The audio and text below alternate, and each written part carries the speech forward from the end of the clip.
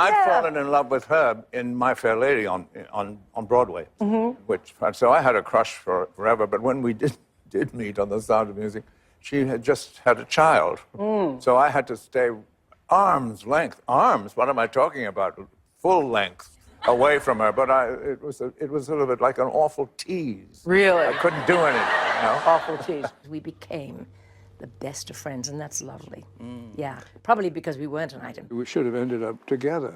We should have had a huge smashing affair, but there was no time, and Julie had her children with her, which is most inconvenient, I thought. But I just remember one thing, and that was a young lady many years ago standing alone on a stage on Broadway, singing in one single light, in a shimmering moment of magic, one of the most magical moments that has ever been locked in my memory in the theater, singing I Could Have Danced All Night. Julie, you're a miracle. It's an honor and an absolute gas to know you. Oh, thank you. You've come around in 2011 to The Sound of Music. Yeah. Chris And I Plummer. also am very loyal to my friend Julie, Julie Andrews, who is such a pro and so wonderful in it. In fact, I think it's her most naked performance. I mean, I think she's truer and more natural in that than she was in an awful lot of other movies.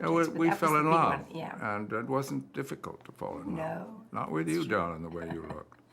Did you know at the time that you first talked to Bobby Wise who your leading ladies were going to be? Absolutely. Oh, that was one of the reasons I decided to do it.